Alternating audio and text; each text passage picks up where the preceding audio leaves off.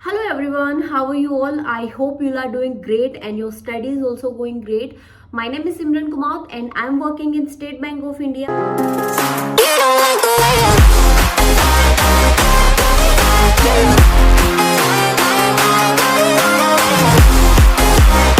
I hope कि आप सभी लोग अपने अपने लेवल पे बेस्ट कर रहे होंगे अपना और अपनी स्टडी को बहुत अच्छे से चला रहे होंगे। जैसा कि आपको पता है कि एसबीआई क्लैरिकल और पीओ का जो है एग्जाम आने वाला है नेक्स्ट मंथ, तो आप लोगों की किस तरीके से स्ट्रैटेजी होनी चाहिए कि एक एग्जाम फॉलो करता है कि कोई भी टॉपर हो जिन्होंने एग्जाम क्वालिफाई किया है बैंकिंग एग्जाम की, सबका ये होता है कि सबकी अपने अलग अलग स्ट्रैटेजी होती है। तो आज के इस वीडियो में बेसिकली देखेंगे कि मेरी क्या स्ट्रैटेजी थी एसबीआई पीओ और एसबीआई क्लर्क को जो है क्वालिफाई करने के लिए, कि क्या मेरी राइट अप्रोच थी।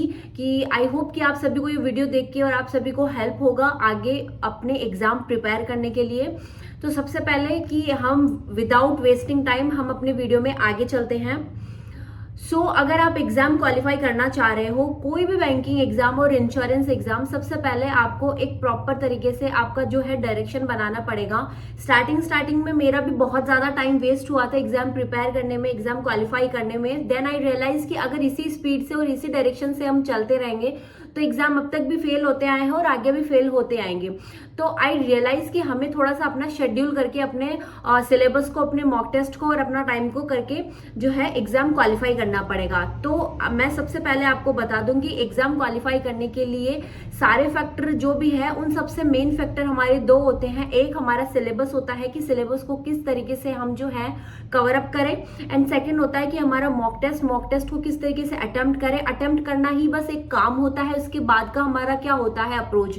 तो इन दो चीजों के बारे में बात करेंगे कि मेन अगर हमारा जो होता है वो ये दो चीजें होती है। तो सबसे पहले हम बात करते हैं कि सिलेबस की, कि किस तरीके से मैंने अपना सिलेबस जो है कवर किया था and how also you can do. तो सबसे पहले मैं आपको बता दूं कि सिलेबस में आपको पता है कि हमारे पास में 3 सब्जेक्ट प्रीलिम्स में होता है और 4 सब्जेक्ट जो होता है मेंस में होता है। तो अगर प्रीलिम्स में मैं बताऊं आपको कि इंग्लिश, मैथ्स और रीजनिंग होता है, और अगर मेंस में होता है हमारे पास में करंट अफेयर एडअप हो जाता है। तो इन सबको किस तरीके से क्या करना होता है कि सबसे पहला मेरा जो अप्रोच होता था वो ये होता था।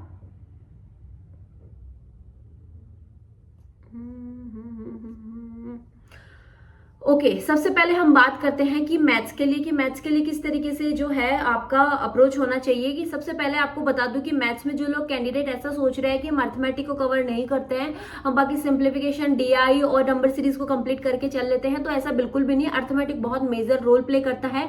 स्टार्टिंग में अर्थमेटिक से मुझे डर लगता था, देन आई रियलाइज कि विदाउट अर्थमेटिक आपका एग्जाम क्लियर नहीं होने वाला है। तो मैंने सबसे पहले एक ऑनलाइन क्लास लिया। ऑनलाइन क्लास लेने के बाद में नंबर ऑफ क्वेश्चन हमारे पास में प्रैक्टिस करने को होने चाहिए, उसके लिए एक ऑफलाइन बुक परचेज किया।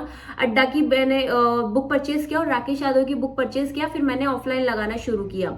ये मेरा मैथ्स का था। उसके बाद में रीजनिंग के लिए मैंने जो है पजल के लिए अंकुश लामा सर को फॉलो किया, और बाकी के सारे क्वेश्चंस रैंडम में जो है यूट्यूब से वीडियो कर लिया करती थी।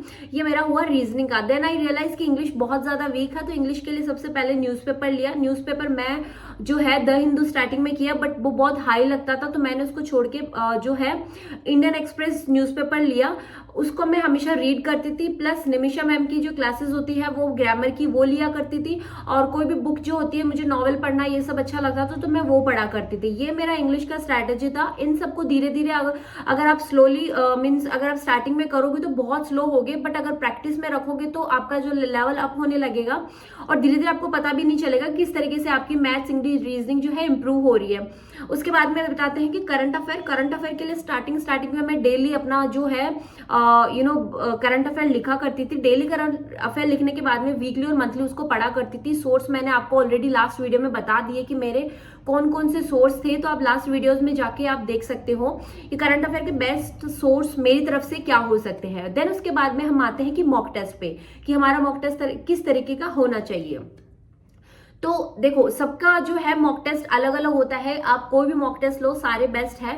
मैं अड्डा का लेती थी, स्मार्ट किडा का लेती थी, ऑलीबोर्ड टेस्ट बुक जो होता था वो लेती थी। और अगर आप कोई भी यूज कर रहे हो, आप अभी दे रहे हो एट द टाइम, तो आप जो है अपना मॉक टेस्ट ले सकते हो। तो मॉक टेस्ट अटेम्प्ट करने का राइट अप्रोच होता है। आप ये सोचो कि मॉक टेस्ट आपके सामने ओपन हुआ है स्क्रीन पे और आप जो है उसको अटेम्प्ट करके निकल रहे हो, नहीं, हर एक कैंडिडेट की अलग अलग अप्रोच होती है एक मॉक टेस्ट अटेम्प्ट करने के लिए। तो मेरी क्या अप्रोच थी, तो मैं बताती हूँ कि स्टार्टिंग में जब मैं ओपन किया करती थी, आपको पता है कि अपना इंग्लिश का सेक्शन आता है, इंग्लिश के सेक्शन में मैं किस तरीके से अटेम्प्ट किया करती थी अपना मॉक टेस्ट। सब स्टार्टिंग के अंदर क्या होता था कि मैं जो क्लोज टेस्ट होते थे, क्लोज टेस्ट अटेम्प्ट किया करती थी, मुझे थोड़ा वो इजी लगता था। देन आफ्टर आई रियलाइज कि पैराजम्बल जो होते हैं, एक बड़े पैराजम्बल होते हैं, एक छोटे छोटे आते हैं, एक या दो लाइन में आते हैं जो पार्ट किए हुए होते हैं एबीसीडी करके। पैराजम्बल क्लैरिकल में बहुत इजी लेवल के आते हैं, तो वो पैराजम्बल भी करना ठीक होता था। मेरा अप्रोच होता था कि सबसे पहले पैराजम्बल को कर दूं, देन आफ्टर जो भी क्वेश्चंस बचे हुए हैं वो मैं अटेम्प्ट करती हूँ। सबसे मेन अगर इंग्लिश में जो होता है वो होता है कि हमारा पैराग्राफ को अटेम्प्ट करने का राइट तरीका क्या होता है। सब लोग आपको अपना अलग अलग तरीका बताएंगे कि बट आपको जिसमें कंफर्ट हो, और मैं जिसमें कंफर्ट होती थी, मुझे कम टाइम लगता था, मैंने वो चूज किया। स्टार्टिंग में पैराग्राफ अगर आप अटेम्प्ट करते हो तो आपको नहीं पता कि एक बड़ा पैराग्राफ होता है, उसको पढ़ने में थोड़ा आपको ज्यादा टाइम लग जाएगा, समझने में टाइम लग जाएगा करता। तो मैं क्या करती थी, स्टार्टिंग के अगर 3-4 क्वेश्चंस होते थे खाली, मैं उनको पढ़ा करती थी। अगर हम वोकैब के क्वेश्चंस निकाल दें कि एग्जैक्टली क्वेश्चन में किस टोन में है और क्वेश्चन किस बारे में जो है वो बता रहा है, तो क्वेश्चन अगर आप स्टार्टिंग में पढ़ लेते हो तो आपको आइडिया हो जाता है कि ये टॉपिक जो है, ये पैराग्राफ इस बारे में है। फिर आप उसको पढ़ने के बाद में then after I come to paragraph, फिर वो पैराग्राफ को पढ़ती थी। और जब आप क्वेश्चन पढ़ते हो तो समझ में आ जाता है कि ये क्वेश्चंस का आंसर जो है ऑलमोस्ट आपको फर्स्ट पैरा में या सेकंड पैरा में दिया हुआ होता है। इससे 1 by 1 करके मैं जो है अटेम्प्ट करती थी। Then after I come to cloze test and जो पैराग्राफ में होते थे, एंड उसके बाद में जो वोकैब और सिनोनिम एंटोनिम होते थे, मैं उन पे आती थी लास्ट के अंदर, क्योंकि पूरा पैराग्राफ पढ़ने के बाद में, पैराग्राफ की टोन समझने के बाद में आपको समझ में आ जाता है कि कौन से जो है इनका सिमिलर वर्ड होगा, कौन सा अपोजिट वर्ड होगा, तो फिर वो अटेम्प्ट कर लिया करती थी। ये इंग्लिश का हुआ। उसके बाद में हम आते हैं मैथ्स के ऊपर। मैथ्स में क्या होता है कि सबसे मेन अगर स्कोर करने लायक होता है हमारा, तो वो होता है आपका सिंप्लीफिकेशन। मुझे बहुत ज्यादा इजी लगता था सिंप्लीफिकेशन के मेरा अप्रोच होती थी, चाहे वो मॉक टेस्ट में हो या चाहे वो एग्जाम में हो। सिंप्लीफिकेशन सबसे पहले अटेम्प्ट किया करती थी। सिंप्लीफिकेशन के 5 से 10 क्वेश्चन आते थे। सिंप्लीफिकेशन अटेम्प्ट करने का पहला रीजन मेरा ये भी हुआ करता था, क्योंकि अगर हम back to back questions attempt करते हैं 1 2 3 क्वेश्चन, तो हमारा कॉन्फिडेंस जो है लेवल वो यहाँ पे होता है। और जब कॉन्फिडेंस आपका यहाँ हो जाता है तो आपको थोड़ा ईजी रहेगा मॉक टेस्ट और मेन एग्जाम अटेम्प्ट करने में। उसके बाद में मेरा जो मीन्स सिंप्लीफिकेशन के बाद में होता था वो मेरा नंबर सीरीज होता था। नंबर सीरीज में ऐसा हमेशा होता था कि एक नंबर सीरीज में मैं अटकती थी। 5 आते हैं, 5 में से अगर 4 भी आप कर लेते हो तो बेस्ट है, कॉन्फिडेंस आपका वहीं उसी लेवल पे रहेगा। नंबर सीरीज अटेम्प्ट करने के बाद में क्वाड्रेटिक होता था मेरा, हमेशा ये ही सीक्वेंस होता था। क्वाड्रेटिक में 5 के 5 अटेम्प्ट करने के बाद में मैं आती थी डीआई पे। और डीआई में अगर ऐसा नहीं है कि 5 अगर क्वेश्चन डीआई के हैं तो 5 के 5 अटेम्प्ट करके ही आप आगे बढ़ोगे। कई बार मैं 4 क्वेश्चन अटेम्प्ट करती थी, 5वां क्वेश्चन मुझे लगता था कि कैलकुलेशन करने में थोड़ा टाइम कंज्यूमिंग होगा, तो मैं उसको स्किप कर दिया करती थी और मैं आती थी अर्थमेटिक पे। अर्थमेटिक में भी ऐसे क्वेश्चंस को मैं अटेम्प्ट किया करती थी जिसको पढ़ के आपको कॉन्फिडेंस आए। और वो कॉन्फिडेंस कब आता है कि जब आप बैक टू बैक मॉक देते हो तो पता चलता है कि समटाइम मेरा जो था मिक्सचर और एलिगेशन टॉपिक जो वीक था, तो मुझे लग रहा था कि अगर पहला क्वेश्चन अर्थमेटिक में अगर मिक्सचर और एलिगेशन का आएगा तो मैं उसमें अटक जाऊंगी, तो मैं उसको स्किप किया कर देती और जो बाकी के क्वेश्चंस होते थे मैं उसको अटेम्प्ट किया करती थी। इस तरीके से अटेम्प्ट करने के बाद में आपके पास में टाइम बचता है, तो डीआई में जो क्वेश्चन बचा है वो, या फिर नंबर सीरीज में क्वेश्चन बचा है, जो बचे हुए क्वेश्चन होते थे उसको मैं जाती थी। हमेशा ये मेरा एक सीक्वेंस होता था, चाहे मॉक टेस्ट हो चाहे मेन एग्जाम अटेम्प्ट हो। उसके बाद में हम आते हैं रीजनिंग में। रीजनिंग में सबसे मेन टॉपिक जो होता है वो हमारा होता है पजल सेक्शन।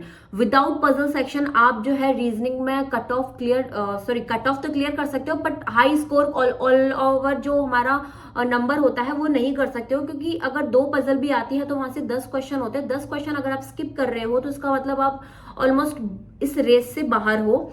तो मेरा यूं होता था कि सबसे पहले सिलोजिज्म मुझे अच्छा लगता था, वो मैं कर लिया करती थी। अगर अल्फाबेट से रिलेटेड, डायरेक्शन से रिलेटेड क्वेश्चन या ब्लड रिलेशन से क्वेश्चंस होते थे, पहले वो करती थी। उसके बाद मिसलेनियस जितने भी क्वेश्चंस होते थे मैं वो अटेम्प्ट किया करती थी। लास्ट में मेरा आता था पजल का, और पजल में भी मेरा ये नहीं होता था कि मैं जो पजल आई वो सामने वो अटेम्प्ट कर लिया। मुझे जो बिल्डिंग बेस्ड पजल होती है वो सबसे ज्यादा इजी लगती थी। बिल्डिंग के बाद में जो बॉक्स वाली पजल होती है वो अच्छी लगती थी। उसके बाद में जो जो सर्कल वाली पजल होती थी वो अच्छी लगती थी, और बाकी मंथ बेस और डे बेस होती थी वो पजल वो थोड़ी ईजी लगती थी। तो वहां पे मैं देखती थी कि कौन सी वाली पजल होती है तो मुझे ईजी लगती थी, सबसे पहले मैं वो अटेम्प्ट करती थी। और हमेशा ये होता था कि जो क्वेश्चन मुझे आ रहा होता है, जो क्वेश्चन मैं कॉन्फिडेंट होती थी वही मैं अटेम्प्ट करती थी। ये नहीं कि वो मुझे क्वेश्चन नहीं आ रहा तो मैं उसको अटेम्प्ट करने का ट्राई करती थी, क्योंकि जब आप मॉक टेस्ट देते हो टाइमर चलता है तो थोड़ा प्रेशर होता है आपके ऊपर।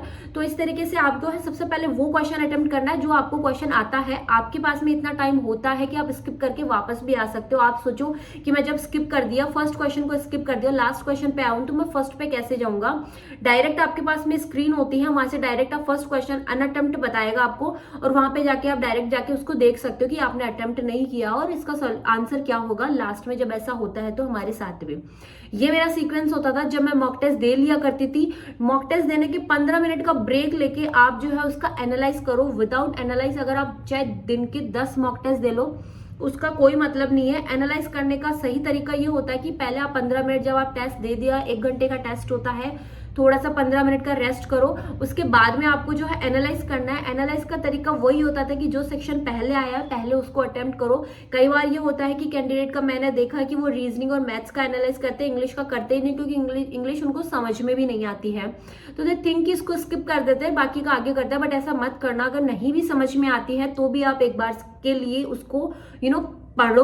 पैराग्राफ का क्या मीन होता है, वो किस तरीके से बोल रहे हैं। अगर क्वेश्चन का सॉल्यूशन में अगर आपको दिया हुआ होता है तो एक बार सॉल्यूशन भी देखो कि इस सॉल्यूशन में अगर इस पैराग्राफ में इस क्वेश्चन का आंसर ये आया है तो किस तरीके से और कहाँ से आया है। तो आपको ये चीज भी देखनी चाहिए, चाहे वो इंग्लिश हो, रीजनिंग हो, मैथ्स हो। तो ये तरीका होता था मेरा।